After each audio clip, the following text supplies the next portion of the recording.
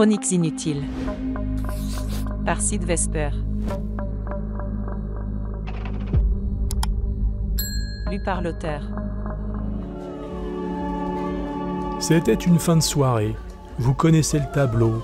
Étendu sur le canapé, le petit verre en trop, les conversations qui s'étiolent, et néanmoins, presque pour se punir, ce refus d'abdiquer en allant au lit. Il devait être 2 heures quand j'ai proposé qu'on regarde un truc. Fouillé dans mon disque dur, suis tombé sur un documentaire que j'avais téléchargé la veille, intrigué par l'affiche. Ça s'appelait « Visage écrit » et parlait, selon la jaquette, de Kabuki, le théâtre national japonais dont j'avais certes entendu parler au fil de mes voyages là-bas, mais dont l'aspect un peu kitsch s'accordait mal avec mon goût. J'étais en fait plus attiré, sans m'y connaître davantage, par le no, dont l'élégance froide corroborait ma vision du pays. C'est comme ça que j'ai proposé qu'on le mate, en attendant que le sommeil vienne nous cueillir. Cela s'ouvre sur un paysage de neige, une scène dont la faible luminosité me plut en cette heure tardive, comme si ma torpeur avait trouvé matière à résonner dans ce camailleux nocturne de soie et de velours. Démarre un curieux montage parallèle. Un homme se promène et entre dans le théâtre, se faufile dans la coulisse et scrute en secret la danseuse.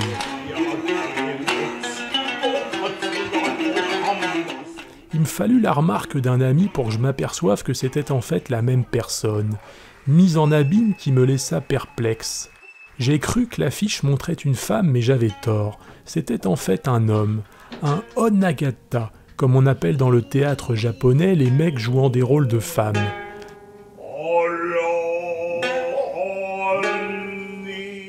C'est dans un état quasi hypnotique que l'on a fini le documentaire d'une traite, et il avait beau être 3 heures du mat, j'étais pas furax pour autant.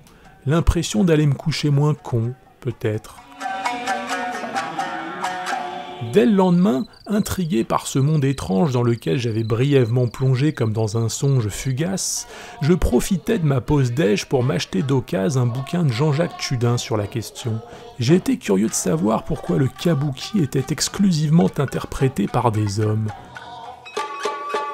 Cela n'avait pas toujours été le cas, et d'ailleurs, tout comme dans la littérature japonaise, ce sont des femmes qui étaient à l'origine de cet art mystérieux. Qu'est-ce qui avait bien pu se passer entre-temps ?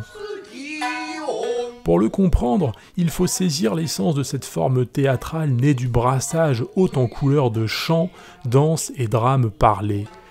Les experts s'accordent plus ou moins à situer sa naissance au début du XVIIe, le fait d'une prêtresse danseuse qui se plaisait à faire monter sur scène des prostituées pour qu'elles dispensent leur danse langoureuse à une audience qui était elle-même un spectacle à part entière, le kabuki étant, tout comme notre opéra, un lieu où il était bon de s'exhiber.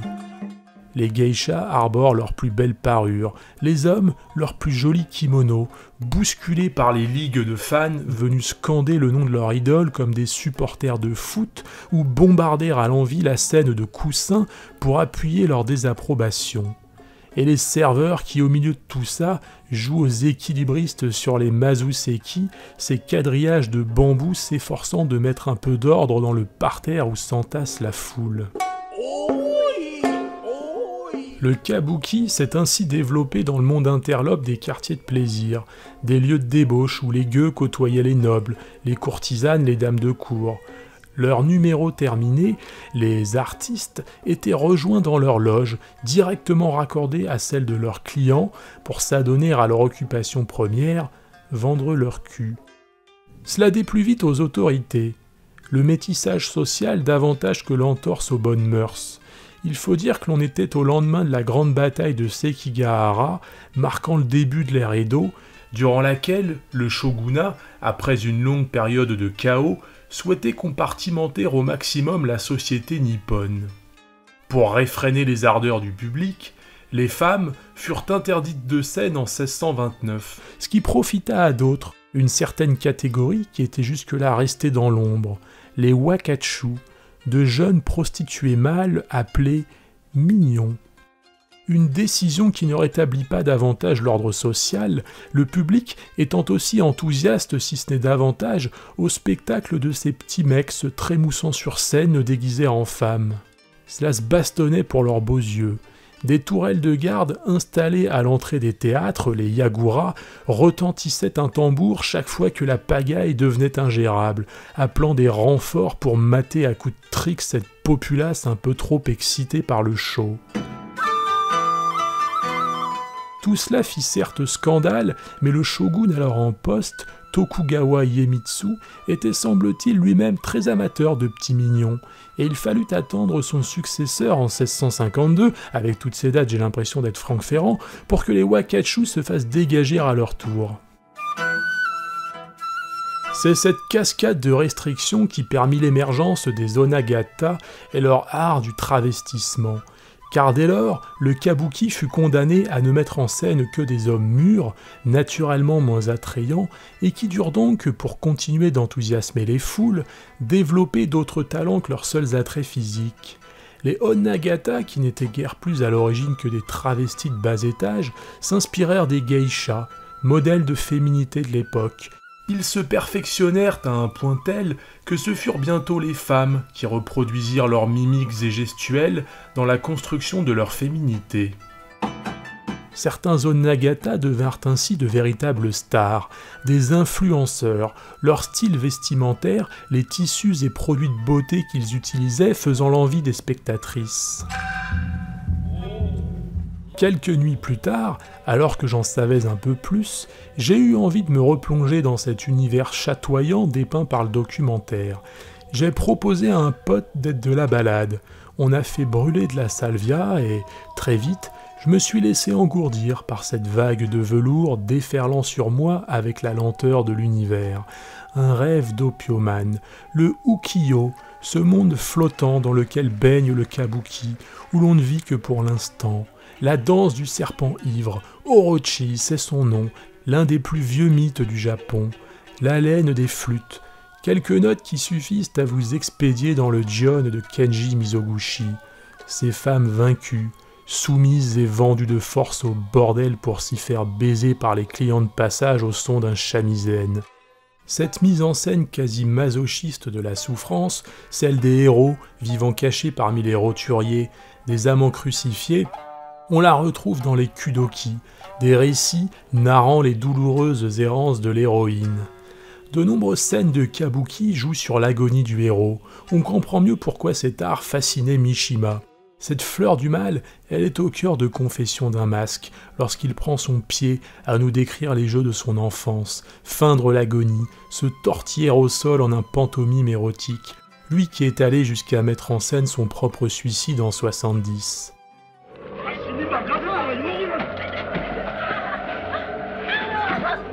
Toute cette débauche, ces destins d'héroïnes sadiennes me mettaient en joie. Les keizaikai, autrement dit, les scènes d'achat de courtisanes, style de pièces sulfureux dont le public était friand, furent interdits en 1688. Les histoires de doubles suicides amoureux suivirent quelques décennies plus tard, en 1739, parce que trop de jeunes gens se foutaient justement en l'air, inspirés par les amours tragiques de leurs onagata fétiches. Au fil des siècles, l'évolution du kabuki fut conditionnée par les interdits, sa lutte avec les autorités et la bonne morale de l'époque qui voyaient d'un mauvais œil l'influence des comédiens sur la plèbe. Il s'assainit peu à peu, on le délesta de tout ce qu'il pouvait avoir d'encombrant, la politique entre autres. À la place, il dépouilla le no et le théâtre de poupées de leur répertoire de pièces historiques. Il se plut à répéter les mêmes tropes. Le public, guettant avec impatience tout au long de la journée que durait le spectacle, des scènes bien précises, des postures de leurs héros, figées dans l'espace et le temps, ce que l'on appelle les mi, comme des gamins, heureux de réentendre sans cesse la même histoire. Cet univers ultra codifié l'est jusqu'au bout des ongles, jusqu'à ce fond de teint à base de poudre de riz dont les comédiens se badigeonnent. Cette blancheur suit des canons de beauté esthétique toujours de mise au Japon. Plus l'on est pâle, plus l'on est beau, plus l'on est supposé avoir un rang élevé. Les visages blafards étaient aussi plus visibles dans la pénombre des salles de l'époque. De nos jours, cette pâleur ostentatoire se perd dans l'éclairage neutre des projecteurs HMI. Un détail qui m'a tout de suite frappé dans un pays ayant développé une si forte esthétique de l'ombre. Celle dont Tanizaki a fait les louanges, de l'humilité, une certaine idée d'impermanence, ce bon vieux wabi-sabi. Le kabuki envoie tout valser avec ses costumes exubérants et sa gestuelle démesurée. C'est un art de fétichiste par essence. Il fait la part belle à la parure plutôt qu'au corps humain. L'acteur n'est qu'une marionnette servant à animer le costume. On cerne les yeux, la bouche d'un maquillage appelé kumadori. Le rouge est réservé aux héros, le bleu aux traîtres et fantômes. Il peut varier pendant la scène, le personnage l'ajuste d'un geste rapide pour marquer un changement d'état psychologique, car à l'opposé du théâtre classique occidental, l'un des aspects les plus déroutants du kabuki est cette notion d'artifice visible. Les machinistes et assistants opèrent ici à la vue de tous, et l'on ne cherche pas à les dissimuler autrement que par un vêtement noir. De même, l'acteur n'oublie jamais qu'il n'est qu'un interprète. Il ne se tourne même pas vers les autres personnages quand il leur parle, mais joue, face au public, avec lequel il ne se prive pas de briser le quatrième mur en leur adressant parfois des messages. Un phénomène que j'ai vu là-bas sous d'autres formes, lors de cérémonies par exemple, où la chanteuse adressait des remerciements à son mécène.